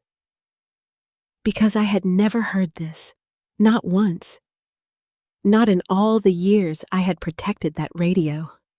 Emily was crying openly now. Her hand pressed against her mouth. "That's him," she said. "That's the real story." Daniel didn't respond. Because there was nothing to argue with anymore, Margaret slowly stopped the playback. The silence that followed was unlike anything before. It wasn't tense. It wasn't uncertain. It was final. Like something had been completed. Emily wiped her eyes, shaking her head. "They erased him," she said. "They erased everything he did." I closed my eyes briefly. Because she was right. And the weight of that realization settled deep inside me. For decades, the world had believed in one version of that night, a version that was incomplete, distorted. And now, we had the missing piece. Daniel spoke quietly. "This confirms it," he said. Carter was inside. He tried to save people and read. He didn't finish the sentence. He didn't need to. Margaret looked at me again. "This is what you were protecting," she said. It wasn't a question. I nodded slowly. "Yes." Emily turned to me. "But you didn't know about him," she said. "No," I replied. "Then why didn't you come forward with what you did know?" she asked. The question was softer this time, not accusatory, just searching. I took a long breath. "Because what I knew was already enough to destroy someone's life," I said. "And what about his life?" she asked gently. The words hit harder than anything else, because I had never thought of it that way, not fully, not like this. "I didn't know," I said again, my voice quieter now. Emily nodded slowly. "I believe you," she said, and for the first time, there was no distance between us when she said it. Daniel stepped forward. "We can't keep this here anymore," he said. "This has to be documented properly, verified, released." I looked at him. "And if it is?" I asked. "Then the truth comes out," he said. "And everything that follows, I pressed." He hesitated, because he knew. Reputations would fall. Stories would change. Families would be affected. History itself would be rewritten. Margaret spoke calmly. "That's what truth does," she said. Emily wiped her eyes again. "Then we do it," she said. "We tell it." I looked at her, really looked at her, and for the first time, I didn't see the daughter who mocked the radio. I saw someone who understood what it meant, what it carried, what it cost. I turned back to the radio, the object that had held this for so long, that had been dismissed, ignored, mocked, and yet it had never lost its voice. I think I said slowly, "It's time." Daniel exhaled quietly. Time for what he asked. I met his gaze. "To stop protecting the past," I said, "and start honoring it." The words felt right, for the first time in decades. Not heavy, not uncertain, just right. Margaret closed her case gently, but didn't pack it away. Because we all knew this wasn't over yet.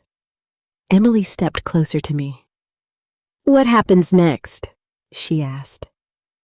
I looked at her, then at the radio, then at the people in the room. "We make sure his voice is heard," I said, because after all these years, that was the one thing that mattered most. The decision didn't feel dramatic. There was no sudden feel dramatic. There was no sudden declaration, no raised voices, no moment where everything shifted at once. Instead, it settled, quietly, like something that had always been waiting beneath the surface, finally allowed to exist. We make sure his voice is heard. A ration. No raised voices. No moment where everything shifted at once. Instead, it settled, quietly, like something that had always been waiting beneath the surface, finally allowed to exist. We make sure his voice is heard. Those words stayed with me long after I said them. Not because they sounded right, but because they felt inevitable. Daniel was the first to move. "I'm going to call this in," he said, already reaching for his phone. "No," I said. The word came out sharper than I intended. He stopped immediately, looking at me. "What do you mean, no?" he asked. "I mean, not yet," I clarified. Emily looked between us. "Mom, we just agreed. We agreed to tell the truth," I said. "Not to lose control of it." Daniel lowered his phone slowly. "You're worried this will get mishandled," he said. "Yes, that's why professionals need to be involved." "They will be," I said, "but not before we understand everything ourselves." "You're worried this will get mishandled," he said. "Yes, that's why professionals need to be involved." "They will be," I said, "but not before we understand everything ourselves." Margaret nodded slightly. "She's right," she said. "Once this leaves this room, it won't belong to you anymore." Daniel exhaled, clearly holding back frustration. "It doesn't belong to any of us," he said. "It belongs to the truth." I met his gaze, "And the truth deserves to be told properly," I replied. He didn't argue again. Not this time. Because even he could feel it now. This wasn't about hiding anything. It was about responsibility. Emily stepped closer to me. "So, what do we do first?" she asked. I looked at Margaret. "We finished the recording," I said. Margaret nodded. "There are still gaps," she said, "but I think I can reconstruct one final segment." My chest tightened again. "Final?" I asked. She gave a small, measured nod. "The last part is usually where everything comes together," she said, "or falls apart." Daniel crossed his arms. "Let's find out which one it is," he said. Margaret adjusted her equipment again, her focus sharper than before. This time, there was no hesitation, no pause, just precision. The room fell into silence once more. But this silence was different. Not uncertain, not fragile. It was expectant. Margaret pressed play. Static. Then Reed's voice, clearer than ever before. "They're calling me a hero!" The words felt almost surreal. Emily shook her head immediately. "Unbelievable," she whispered. The recording continued. "But they don't know." A pause. A breath. "They don't know what I did." Daniel leaned forward slightly. "This is it," he murmured. Margaret didn't interrupt. She let the voice continue. I stood there. The words came slowly, deliberately. I watched him go back. Emily closed her eyes. He knew she said. "Yes," I replied quietly. "And I didn't follow." The sentence landed like a weight. Heavy. Unavoidable. Margaret adjusted the volume slightly. Reed's voice grew steadier. "They said we couldn't risk it." Daniel frowned. "Who said that?" he asked. The recording answered. "The chief. The others." Emily looked at me. "So it wasn't just him," she said. "No," I said. But the choice still was. The voice continued. "But he didn't listen." A faint echo of the earlier segment. "Michael never listened," Emily whispered. "He cared." "Yes," I said. "He went back anyway," she added. The recording moved forward, and I let him. That line again. But this time, it wasn't broken. It wasn't fragmented. It was whole and final. Daniel stepped back slightly, running a hand through his hair. "That's it," he said. "That's the moment." Margaret nodded. Yes, but the recording didn't stop. There was more. "I told myself it was the right call." Reed's voice faltered slightly. "That more people would die if I went." Emily shook her head. "That's justification," she said. "Yes," Margaret replied softly. "But I hear his voice." The words slowed. Every night, a long pause. Then he didn't die a hero. The sentence caught in Reed's throat. Because of me, the silence that followed wasn't empty. It was full of everything that hadn't been said, everything that had been buried, everything that had been ignored. Margaret let the recording play for a few more seconds, then gently stopped it. No one spoke, not immediately, because there was nothing left to say. The story was complete. Emily was the first to move. She wiped her eyes, her breathing uneven. "So, that's it," she said. "Yes," I replied. "That's the truth." Daniel nodded slowly. "And it changes everything he said." Margaret closed her case carefully this time. Not pausing, not hesitating, because her work here was done. I looked at the radio, at the object that had carried all of this for decades, and for the first time, I didn't feel the weight of it. I felt something else. Relief. Not because the truth was easy, but because it was finally whole. Emily stepped closer to me again. "Mom," she said softly, "you did the right thing." I looked at her. "Did I?" I asked. "Yes," she said. "You kept it safe until it was ready to be heard." Her words settled into something warm, something steady, something I hadn't felt in a long time. Daniel spoke again. "So now we release it," he said. I nodded slowly. Yes. No hesitation this time. No doubt. Because the decision had already been made. Not in that moment, but over years, over silence, over waiting, over holding on to something I didn't fully understand. And now, it was time to let it go. "To the broadcaster," Emily asked. Daniel nodded. "They're the ones who came looking," he said. "They'll know how to handle it," Margaret added quietly. and they'll make sure it's heard. I took a deep breath, then exhaled slowly. Then we call them, I said, because after 32 years, the voice that had been lost was finally going to be found.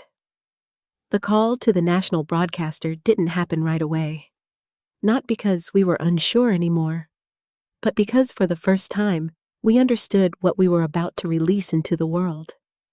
Truth isn't just information, it's impact, and impact changes people. Emily sat beside me on the couch, quieter than I had ever seen her. Not restless, not impatient, just thoughtful. Daniel stood near the window phone, still in his hand, waiting. Margaret remained seated by the equipment, her case now closed, but not packed away, as if she understood this moment was still unfolding. I looked at the radio one last time. 32 years. That's how long it had taken for this moment to arrive. 32 years of silence, of doubt, of wondering whether I had made the right choice. And now, there was no more wondering. Call them, I said. Daniel didn't hesitate this time. He stepped outside, giving us space, but I could still see him through the window, already speaking, already setting something in motion that couldn't be undone. Emily turned to me. "Are you scared?" she asked softly. I considered the question. "Yes," I said, of what I thought about it for a moment, of what happens after I replied. She nodded. "That makes sense?" I looked at her. "And you?" I asked. She gave a small, honest smile. "I think I'm more scared of what would have happened if we didn't do this," she said. That answer stayed with me, because it was something I had never allowed myself to think about. Not fully. Not until now. Daniel came back inside a few minutes later. "They're sending a team," he said. "Legal, archival, everything. They want to handle this carefully." I nodded. "Good. They'll be here tomorrow morning," he added. Emily exhaled slowly. "So that's it," she said. "Once they get here, it's real."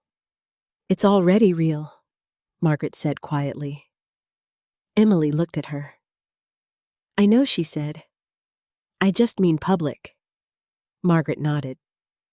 "Yes," she said. "Public changes things." Daniel stepped closer.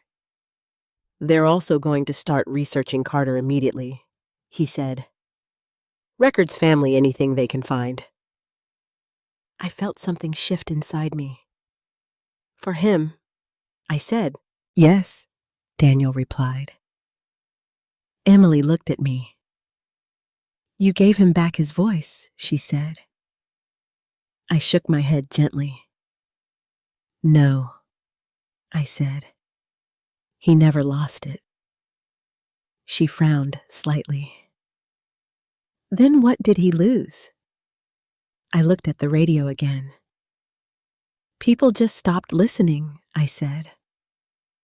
The room fell quiet. Not heavy. Not tense. Just still. Emily reached for my hand again. And this time, I held it without hesitation. "I'm sorry," she said suddenly. The words surprised me. "For what I asked. For how I treated you," she said. "For the way I looked at this house and the radio and everything you kept." I didn't respond right away. "Because apologies, like truth, take time to settle. I thought you were stuck in the past," she continued. "I thought you were holding on to things that didn't matter anymore." I smiled faintly. "That's a common mistake," I said. She let out a small breath. "I didn't see you," she said. "Not really." I squeezed her hand gently. "You see me now," I said. She nodded. Yes, and for the first time in a long time, I believed her. Daniel cleared his throat slightly. "They're going to want a statement," he said. "From you." I looked at him. "About what?" "About why you kept it," he replied. "Why you didn't come forward sooner." Emily glanced at me. "You don't owe anyone an explanation," she said. Daniel shook his head. "It's not about owing," he said. "It's about context. People will ask questions." I nodded slowly. "They should," I said. Emily looked at me. "You're okay with that?" she asked. "Yes," I replied. Why I thought about it carefully. Because for the first time, I said, "I have the whole truth." Margaret gave a small nod of approval. "That makes a difference," she said. "It does," I agreed. Daniel looked at me again. "So, what will you tell them?" he asked. I took a deep breath, then answered honestly. "I'll tell them I was afraid I said." Emily tightened her grip on my hand slightly. "And that I didn't know everything," I continued. Daniel listened closely. "And now?" he asked. I met his gaze. "Now I do," I said. The words felt steady, certain, not because everything was simple, but because everything was finally clear. Margaret stood up slowly, lifting her case. "I'll come back tomorrow," she said, "when they arrive." I nodded. "Thank you," I said. She gave me a small smile. "You didn't need me to hear this," she said. "You just needed to be ready." Emily walked her to the door. "Thank you," she said sincerely. Marguerite T. paused before leaving. "Truth waits." "You didn't need me to hear this," she said. "You just needed to be ready." Emily walked her to the door. "Thank you," she said sincerely. Marguerite. "Thank you," she said sincerely. Margaret T. paused before leaving. "Truth waits," she said, "but it doesn't disappear." Then she was gone. Daniel checked his watch. "I should go too," he said. "There's a lot to prepare." I nodded. "Tomorrow," I said. "Tomorrow," to paused before leaving. "Truth waits," she said, "but it doesn't disappear." Then she was gone. Daniel checked his watch. "I should go too," he said. "There's a lot to prepare." I nodded. "Tomorrow," I said. "Tomorrow," he confirmed. After he left, the house felt quiet again, but not the same quiet as before. This wasn't silence. This was peace. Emily sat back down beside me. "So, what do we do now?" she asked.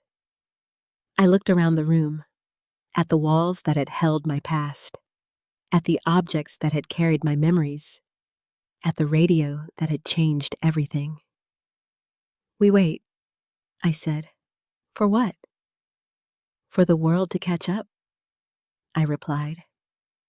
She smiled slightly. "I think it will," she said. I hoped she was right. Because tomorrow, everything would change, not just for me, not just for her, but for a story that had been told the wrong way for far too long. And finally, it was going to be told the right way. The next morning came faster than I expected. I didn't sleep much, not because I was afraid, but because my mind wouldn't stop replaying everything we had heard. Reed's voice, Carter's voice, the pauses, the regrets, the truth that had waited quietly for decades now finally stepping into the light. When the knock came at the door, I was already awake, sitting in the same chair as the night before. Emily opened it.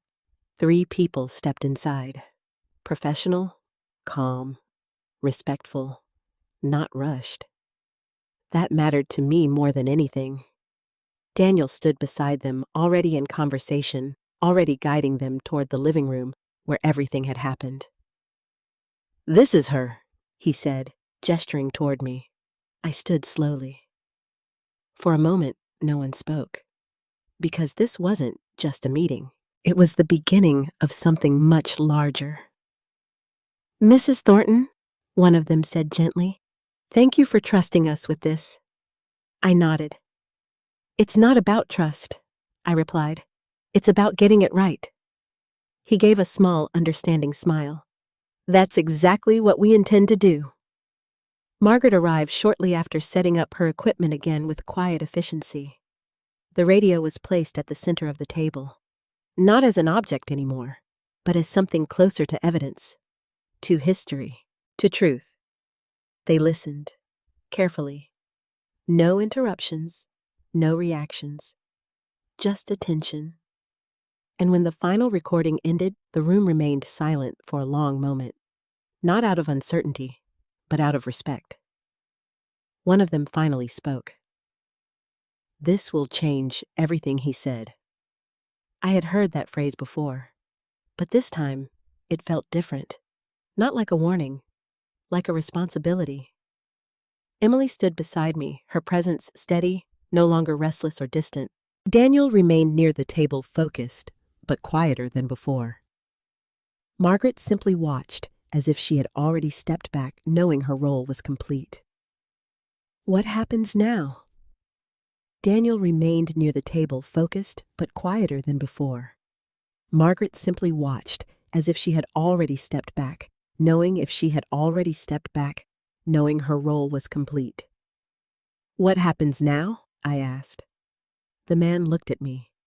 "Now," he said, "we verify everything. We locate Carter's family.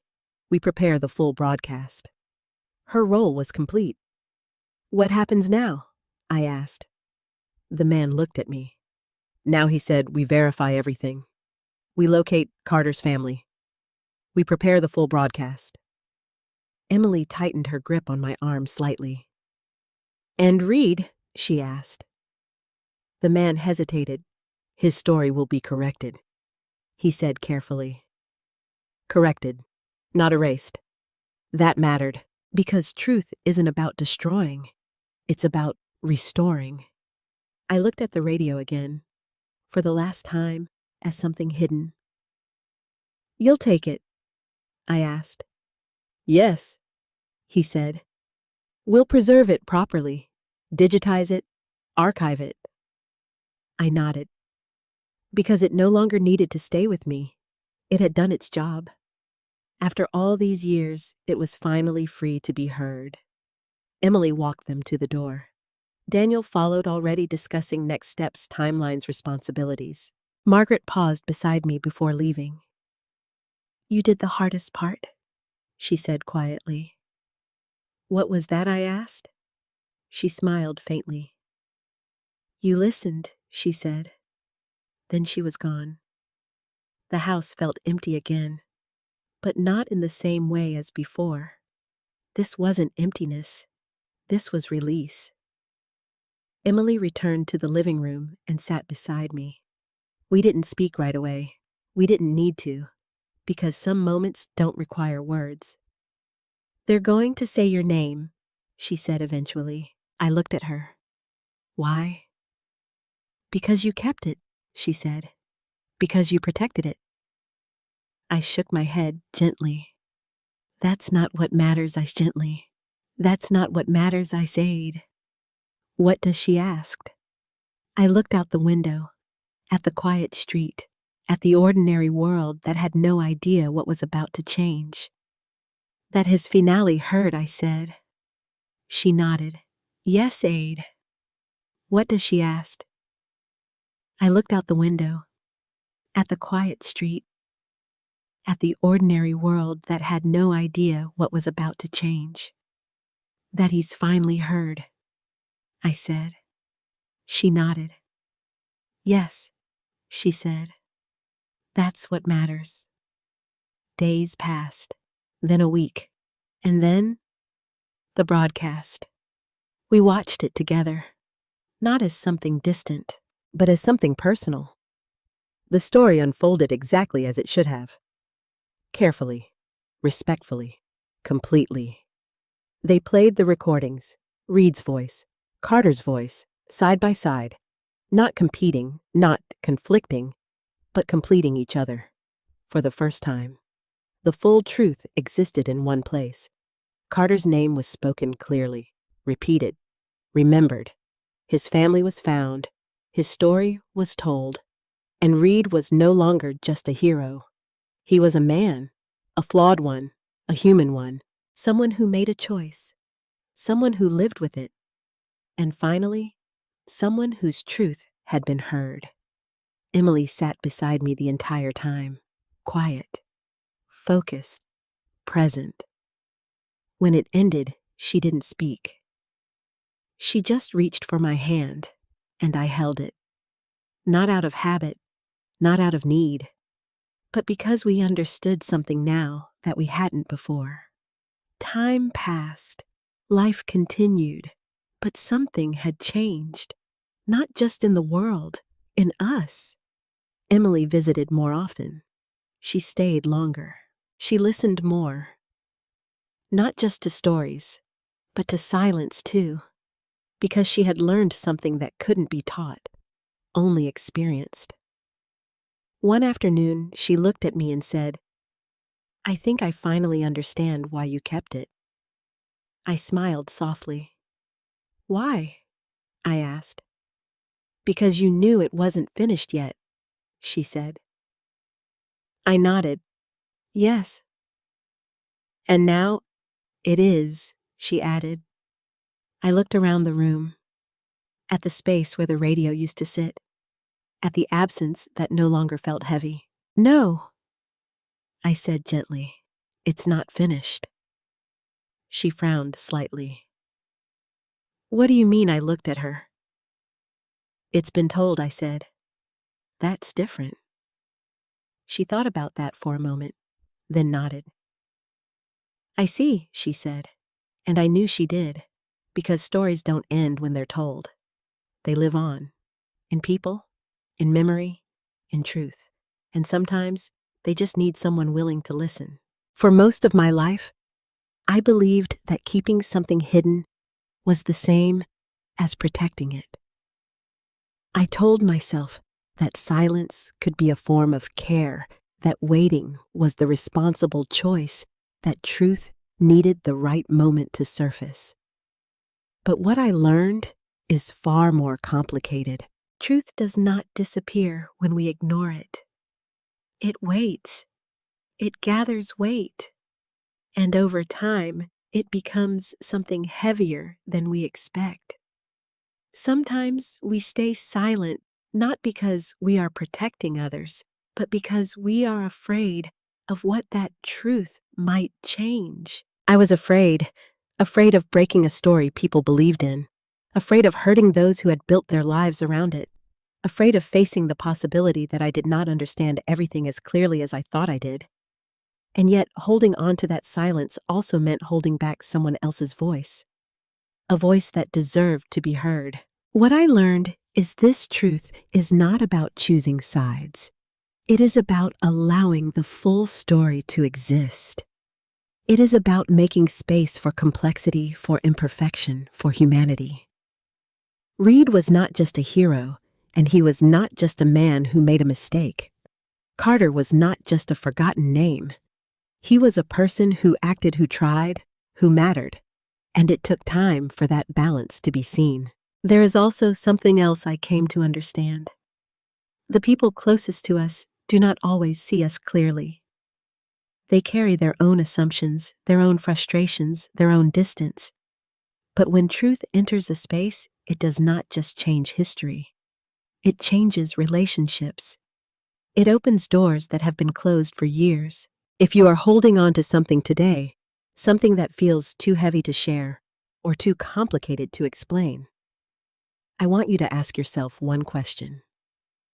Are you protecting the truth, or are you protecting your fear of it? Sometimes waiting is necessary, but sometimes waiting becomes hiding. And when the moment comes, when you know deep down that the story is ready to be told, you will feel it. Not as pressure, not as fear, but as clarity. If this story touched you, I would truly like to hear from you. Have you ever kept something hidden for years? Do you think silence can be a form of protection, or does it eventually cause more harm? Share your thoughts and your experiences in the comments. Your voice matters more than you might think. And if you believe in stories that reveal truth, that bring healing, and that remind us of the power of being heard, please consider subscribing and sharing this with someone who might need it today.